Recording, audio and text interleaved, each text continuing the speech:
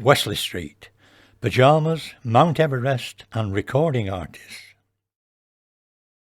The cottages down the left-hand side of the road were once called Rolfe's Mill. Benjamin Rolfe was the first tenant, and his business appears to represent the transition stage between the systems of domestic and factory production, with several families working hand machinery under one roof, rather than in their own homes. Rolfe's enterprise thrived, and soon he had outgrown these buildings.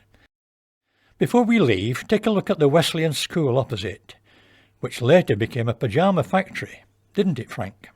Yeah, a fellow called Jack Merron made pyjamas for the National Health Service, and he bought that, and then he bought the chapel across the road and moved the business across the road, and then Mountain Equipment took it over, which was his son, because I was outside one day and the guy that ran it, Pete Merron, said, "Hey," he said, "have a word with Joe." He said, "He's off to Everest in the morning."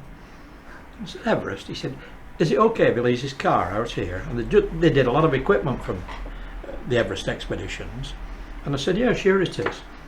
And the fellow was called Joe Tasker. And about 3 weeks later, he'd been killed on Everest, and his car was still outside our house.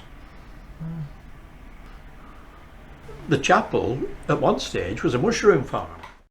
Later, the chapel became a recording studio. Yeah, I can't remember who it was. There was a very famous woman, and she turned up with a stretch limo, and it was pouring down with rain, and she was all the minders, come along.